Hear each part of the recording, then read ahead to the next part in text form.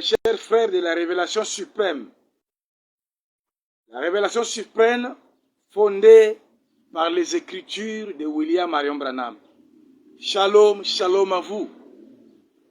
Il y a eu un temps où il n'y a pas eu d'émission à cause d'une certaine indisponibilité, mais nous revenons ce matin avec la parole.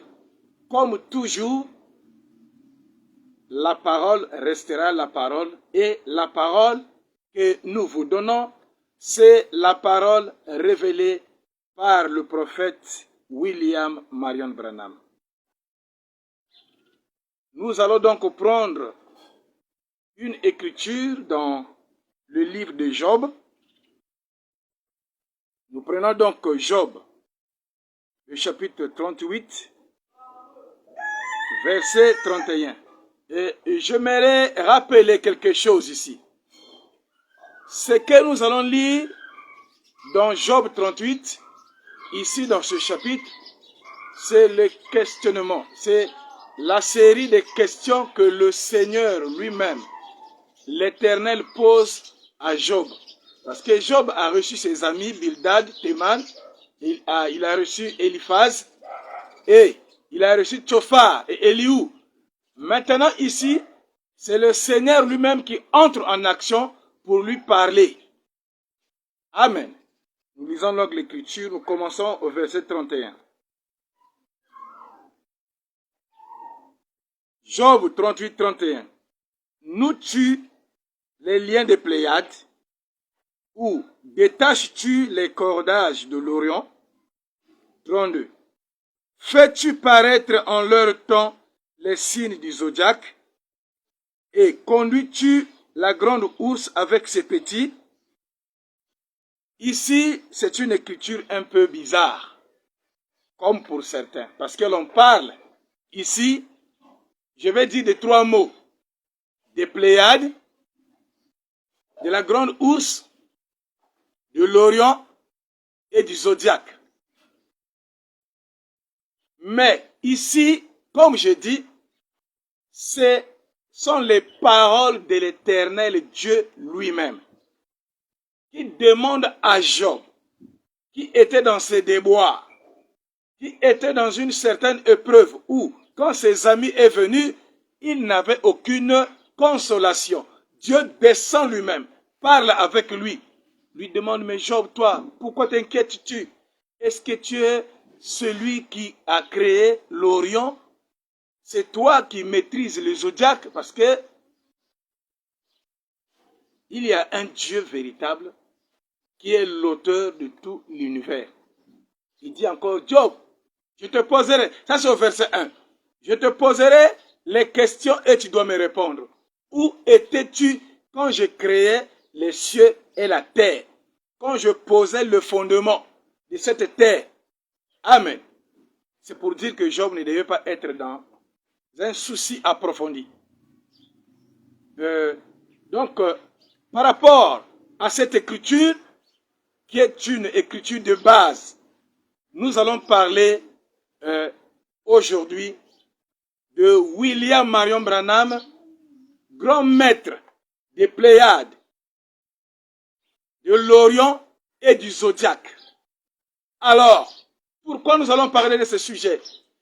Parce que on a toujours attribué au Seigneur William Marion Branham le fait d'être un magicien parce qu'il parle du zodiaque. Or ici, notre écriture de base, c'est déjà la Bible. C'est déjà l'Éternel des armées lui-même ici, dans la Bible, qui est une prophétie qui parle à Job. Amen. Nous avons la prédication, nous prenons la première prédication, la plus grande bataille jamais livrée. Nous prenons la plus grande bataille jamais livrée, prêchée le 11 mars 1962 au Branham Tabernacle. Au paragraphe 46, le Seigneur dit ceci. J'ai dit quelque part là-dedans, on m'a montré une fois dans un observatoire le zodiaque. Ça commence par la Vierge et ça passe par l'âge du cancer. Et ainsi de suite jusqu'au dernier, qui était le lion. Le signe du lion. La première venue de Christ par la Vierge, la seconde venue par le lion et la tribu de Juda. Et j'ai dit, j'ai essayé du mieux que j'ai pu de voir le zodiaque et je n'arrive pas à le voir. Pourtant, il est là. Ceux qui ont reçu une formation, ils savent qu'il est là. Job l'a vu autrefois. Des hommes l'observaient. Amen. Ici, il dit, Job avait vu le zodiaque autrefois. Des hommes, ça veut dire que les habitants de la terre, la population en ce temps-là, l'observait. Amen. À une époque, c'était une Bible. Mais dans cette énorme masse de millions et de milliards d'années-lumière, Dieu est assis au milieu de tout cela. Vous voyez?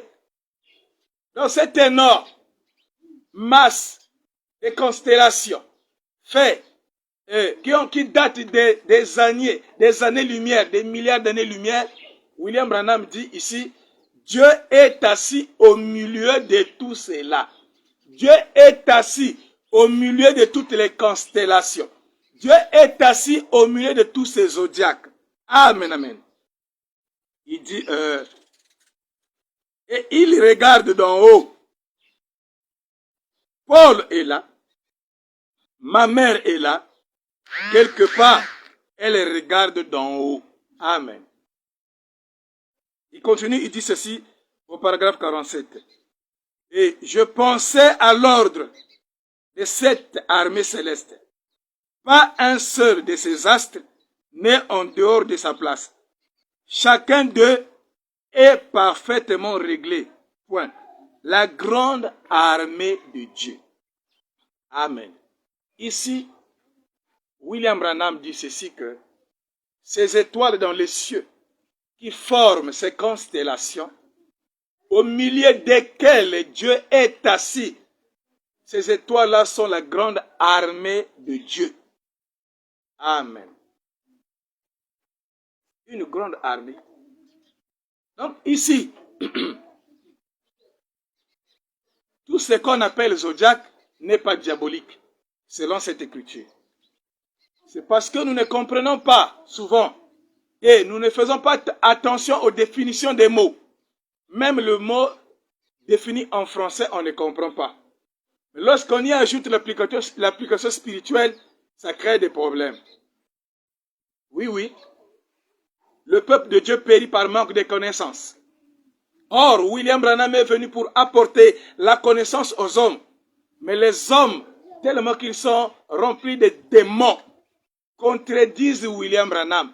Même certains serviteurs qui se disent être les serviteurs du message ont des esprits impurs qui leur amènent à contredire le Seigneur des Seigneurs, le grand maître de la nature, le grand prêtre de l'Orient, des Pléiades et du Zodiaque qui est William Marion Branham. Alors, il nous faut donc définir le mot zodiaque. En fait, quand on parle des Pléiades, les Pléiades c'est un groupe de 7 étoiles. Je vais revenir un jour sur ça. Les Pléiades donc sont un groupe de 7 étoiles dans les cieux qui sont visibles à l'œil nu. Et l'Orient aussi est un groupe d'étoiles qu'on appelle une constellation qui est visible depuis le ciel boréal. Ça veut dire, depuis le pôle nord, on peut voir l'Orient. On a par exemple la Croix du Sud, c'est aussi un groupe d'étoiles. Maintenant, le zodiaque, c'est quelque chose qui est comme quelque chose en forme rondelle. C'est-à-dire que c'est comme une paroi. C'est comme quelque chose qui se présente comme un cercle qui entoure la terre. Mais ce cercle-là est fait de 12 étoiles. 12 étoiles. Et ce qui est un peu remarquable, c'est que le soleil fait le tour de ces 7 étoiles. Et on y a donné à chaque étoile un nom. Dans la science ancienne, on peut donner par exemple tel signe, telle étoile qui fait partie du zodiaque, des 12 étoiles du zodiaque, elle s'appelle Gémeaux. Et ici, on appelle Capricorne, ici Lion, ici Vierge, ici Poisson. Amen, amen. Maintenant, en astronomie, la science naturelle qui étudie les étoiles et les planètes. Le zodiaque, c'est juste ce groupe d'étoiles et de 12 étoiles et qui sont parcourues chaque année par le soleil. C'est tout. C'est ça le zodiaque. Ça entoure la Terre, c'est autour de la Terre. Ce sont les étoiles remarquables qui forment ce qu'on appelle le zodiaque. Et les astronomes peuvent aller étudier cela. On peut avoir un observatoire où il y a un télescope. Le télescope, c'est un gros appareil qu'on utilise pour voir les étoiles dans les cieux. Et nous savons qu'il y a des observatoires aux États-Unis partout. Amen. Maintenant, la deuxième partie de la définition du mot zodiaque, c'est en astrologie. Qu'est-ce que l'astrologie a fait?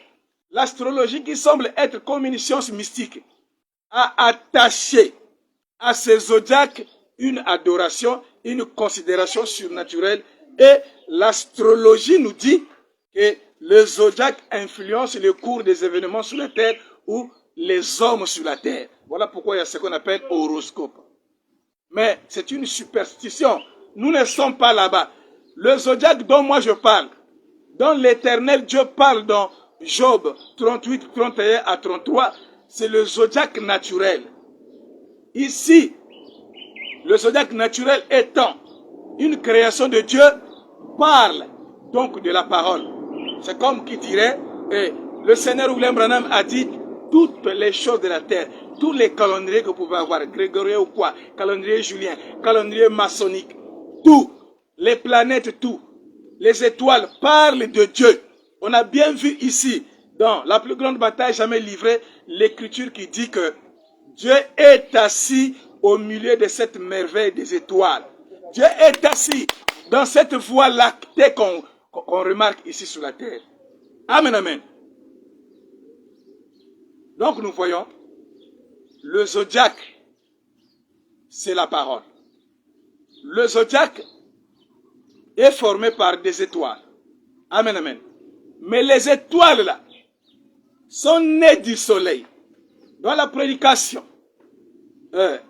la cruauté du péché est la peine que cela a coûté.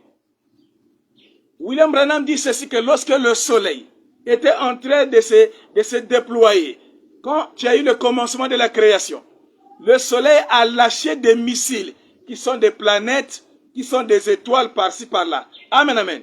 Donc tout ce qu'on appelle planète, étoile, vient du soleil. Et le soleil, c'est la mère de toutes les étoiles. Le soleil, c'est la mère de toutes les planètes. Même si il y a des planètes qui dépassent le soleil en grosseur, parce que c'est la vérité. Il y a des planètes qui sont là, qui sont plus grosses que le soleil. Mais le soleil est leur mère. Et le soleil a toujours été le type du Dieu éternel. Amen. Et la lune est toujours le type de l'épouse de ceux qui croient le soleil. Donc, si William Branham est un grand maître du zodiaque, alors William Branham doit être dans le soleil. William Branham doit prendre le soleil comme son lieu d'habitation, comme son lieu de résidence, comme son lieu de repos. Amen, amen. Et nous avons ici l'opprobre pour la parole. Nous prenons la prédication, l'opprobre pour la parole, prêchée le 23 décembre 1962 au Branham Tabernacle. Il est dit ceci. Paragraphe 45. Alors, quelque chose m'a dit, souvenez-vous, je m'attends à la venue d'un message que j'ai toujours attendu à quelque chose. Ici, William Branham dit que dans son ministère, dans ces étapes qu'il devait franchir, en 1962, il dit dans l'opprobre pour la parole, l'opprobre à cause de la parole, il dit « Je m'attends à un message ». Comment William Branham, il prêche déjà le message. En 1962, il dit « Je m'attends à un autre message ». Ah, cela signifie que c'est une autre étape de son ministère. C'est une autre phase du ministère de William Branham. C'est la phase où William Branham entre dans une autre fonction plus élevée que la première. Voilà pourquoi je continue. Au paragraphe 46, il dit ceci. Et la vision. L'autre jour, vous savez, celle que j'ai eue il n'y a pas longtemps au sujet de ce qu'il allait arriver. 2 points. Alors que je prêchais donc depuis le soleil dans un certain endroit, et il m'a été dit, rappelle-toi, le deuxième point culminant est encore à venir. Point. Je me suis dit, 2 points, il va y avoir un message entre guillemets. 47. Vous vous souvenez du message que j'ai prêché ici, l'ouverture de cette pierre de fête. Là, c'est cette voix et cette sceau qui ne sont même pas écrits dans la parole de Dieu. Vous vous souvenez et cela m'a amené dans la pyramide. Amen. Donc la citation dit, au paragraphe 46, que William Branham a fait une vision où il s'est vu dans le soleil, en train de prêcher depuis le soleil, et il y avait des gens qui l'écoutaient ici sous la terre. Amen. C'est mystique. Mais il y a un proverbe, un adage français qui dit, personne ne peut regarder le soleil si son œil n'est de la nature du soleil. Comme qui dirait, personne ne peut entrer dans le soleil s'il n'est pas de la nature. Son corps physique n'est pas fait de la nature du soleil, parce qu'il s'il entre là-bas, il va brûler. Alors William Branham est en train de prêcher depuis le soleil. Ceci signifie que William Branham, sa vie physique et spirituelle a un grand rapport avec le soleil. Et lui, le feu sacré, le soleil ne peut pas le brûler. Comme la colonne de feu ne l'a jamais brûlé, le soleil ne peut jamais brûler William Branham. Voilà pourquoi William Branham est Malachie 4. Et Malachie 4, c'est qui? C'est lui le grand soleil de la justice. Le soleil de la justice qui vient avec la guérison sous ses ailes. Le soleil, le chef de l'église. Il arrive avec la guérison sous ses ailes. La guérison, c'est pour ses enfants, les étoiles, ses enfants, les constellations. Parce que William Branham dit dans Question Réponse sur les Hébreux, 3e partie. Toutes les étoiles des cieux représentent au moins un fils de Dieu sur la terre. Donc, aussi longtemps que les étoiles des cieux, il y a des fils de Dieu sur la terre qui sont en rapport avec chaque étoile. Et la grande étoile, c'est toujours le soleil, le grand luminaire qui a fait les autres petits luminaires. Et le soleil, c'est Malachie 4. Malachie 4, c'est William Marion Branham. William Marion Branham, c'est le grand maître du zodiaque. Le zodiaque, c'est pas la sorcellerie. Le zodiaque, c'est pas la magie. Amen. Mais comment ça fait-il que William Branham, que vous traitez de je sais pas quoi, va en Inde, défie les petits magiciens? Il va en Europe, il défie les petits francs-maçons, les petits rosicruciens. Il les défie, il les brise.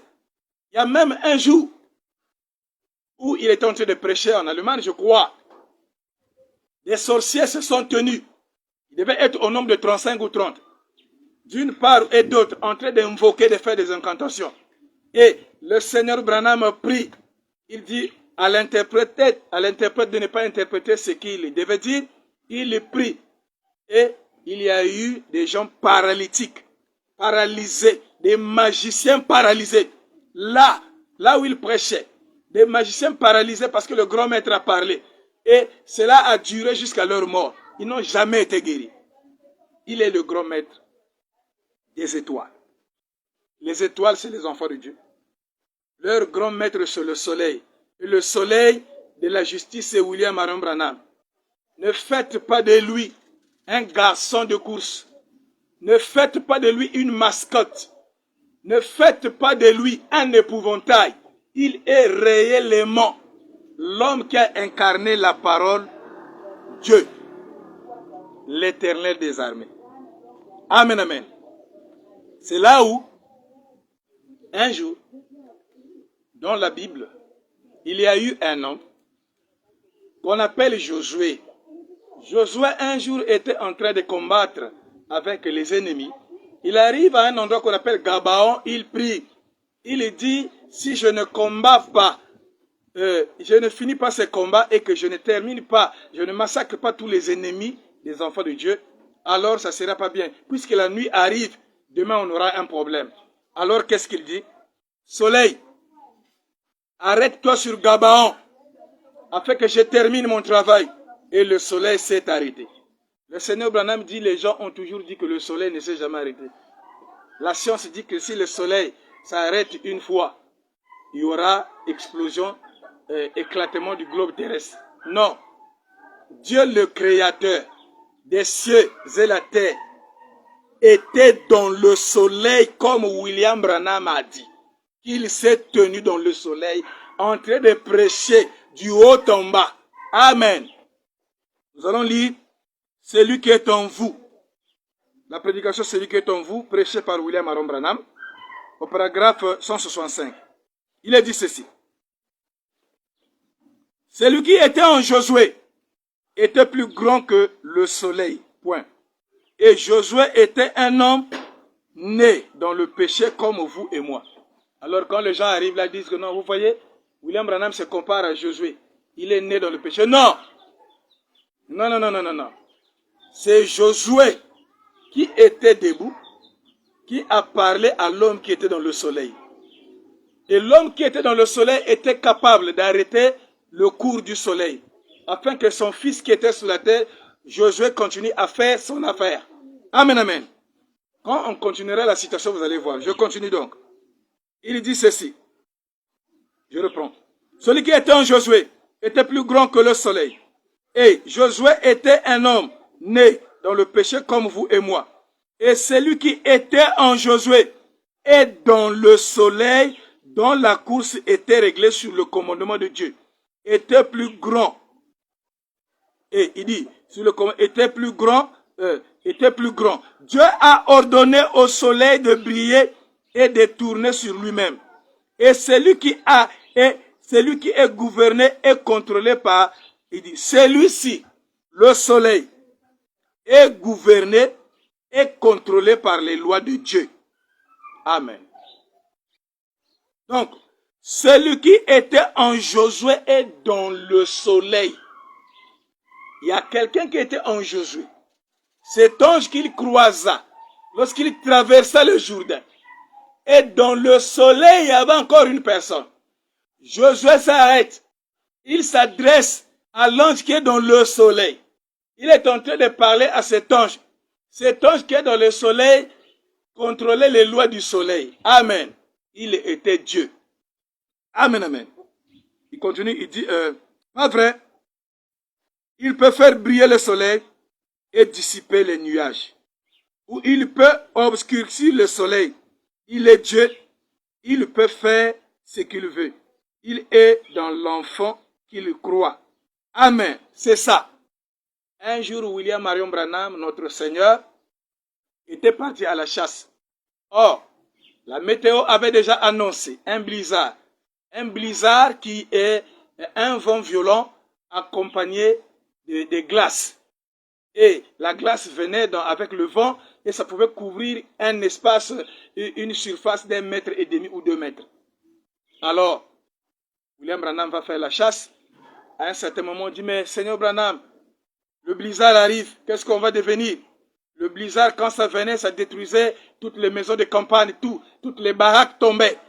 Et ça couvrait à 1,5 mètre ou 2 mètres et les gens mouraient. Alors, s'il y a un blizzard, vous n'allez pas à la chasse, mais lui, il est parti à la chasse. Qu'est-ce qu'il fait? Étant celui qui avait la capacité de régler la température. Étant celui qui avait la capacité de régler l'atmosphère et le climat, il a fait briller le soleil et a fait disparaître le blizzard. Les gens de la ville se sont étonnés. Oh, la météo a annoncé un blizzard, mais nous ne voyons plus ça. Ils ont dit, oh non, c'est le monsieur là, William Branham, qui est parti faire la chasse, c'est lui. Et de coutume, les gens connaissaient que lui, il partait à l'encontre de la météo. Il vivait à l'encontre du programme humain. Il vivait à l'encontre de la météo, à l'encontre du programme des hommes. Il était le maître de la nature. Et il l'est toujours aujourd'hui. Parce que nous avons reconnu que sa grâce nous a amenés à attraper, à saisir la corde de sécurité. Amen, amen. Donc, lui, il a parlé au taureau aussi. Il est maître de la nature. Vous voyez? Les gens ont dit, il a parlé au taureau. Il a parlé à ceci. Il a parlé au frélon, au guêpe. Mais il a aussi parlé au zodiaque. Car il était le maître du zodiaque. Il a contrôlé le temps. Il a contrôlé les planètes. Il a contrôlé le soleil et la lune. Amen, amen. Et souvenez-vous, au temps de Josué, Josué s'adressa au soleil, à quelqu'un qui était dans le soleil.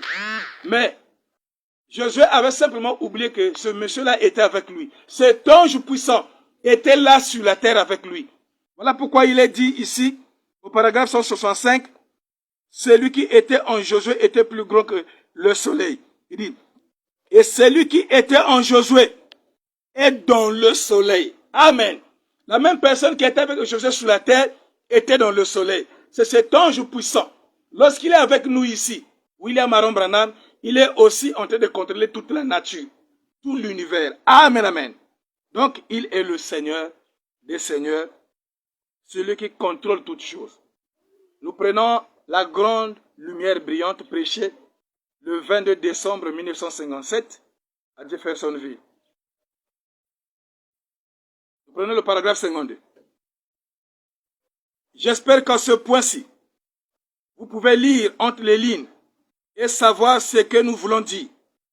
C'est-à-dire qu'en ce jour, Dieu a défié toutes choses pour se déclarer comme quoi il est vivant aujourd'hui et qu'il est ressuscité d'entre les morts dans son grand corps céleste. J'espère qu'à ce point, c'est moi qui dis aussi, j'espère qu'à ce point,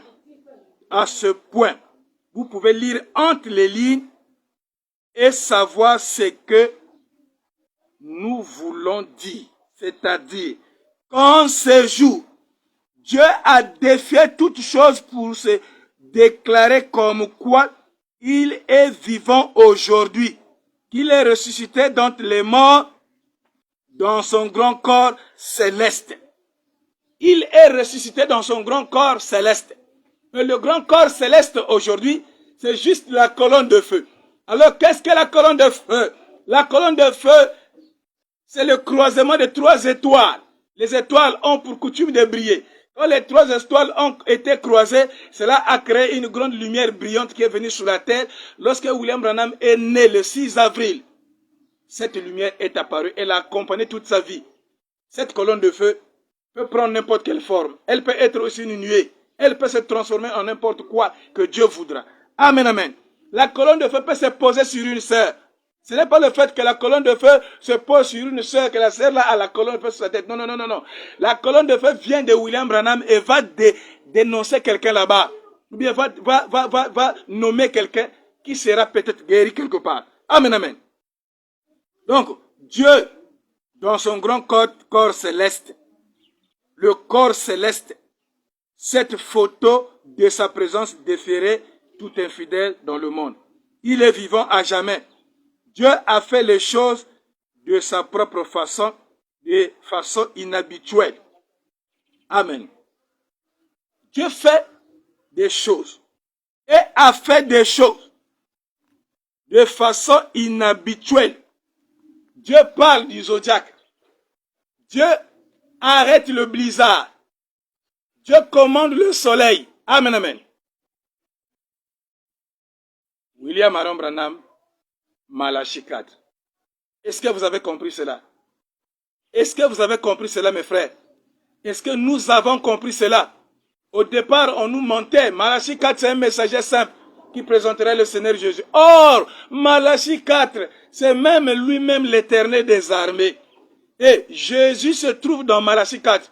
Si Malachie 4, c'est William Branham, alors William Marion Branham, c'est Jésus-Christ. Et quand il arrive, il devient William Marion Branham. C'est lui, le véritable fils de Dieu, le véritable soleil. Amen, amen. Le soleil de la justice. Voilà pourquoi il dit ceci, qu'il fait des choses inhabituelles à sa manière.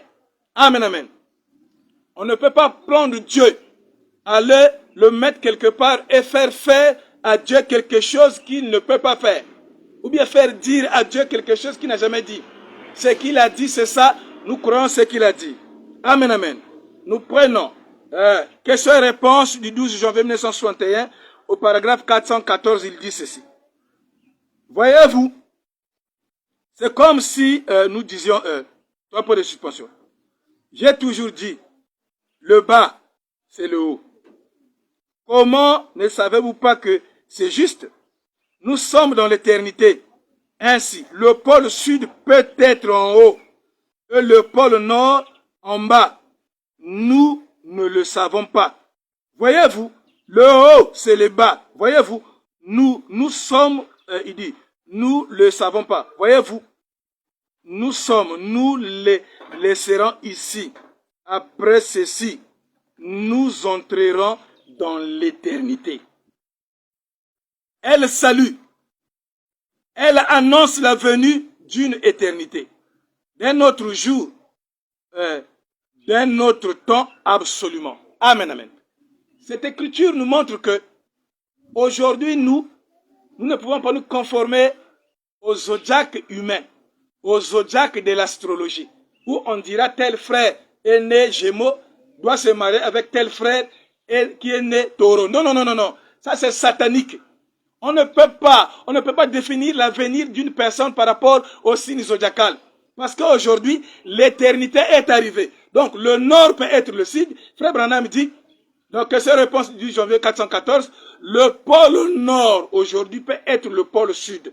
Le bas, c'est le haut. Le haut, c'est le bas. Car nous sommes dans l'éternité. On ne peut plus se conformer au zodiaque, au système zodiacal humain. On ne peut plus dire, nous ne croyons pas ça. Aucun astrologue, aucun devin ne peut venir dire à un certain frère ou à Russell Ben Branham que toi tu es né de tel signe. Non. Moi-même je suis un poisson, selon le signe zodiacal. Je suis né à partir du 7 mars. Mais je ne crois pas aux enfants des poissons. Je ne crois pas aux enfants des eaux. Et je suis un grand combattant qui détruit l'esprit des eaux. Soit disant qu'il y a un esprit des eaux. Et quand tu viens avec ça, je te terrasse. Parce que je suis un croyant du grand maître du zodiaque, qui est William Marion Branham. Alors, mes frères et sœurs, que le Seigneur vous bénisse. À nous revoir prochainement sur le même panel de Facebook. Et nous sommes aussi sur TikTok et YouTube. Que Dieu vous bénisse. Merci beaucoup, mes frères et sœurs.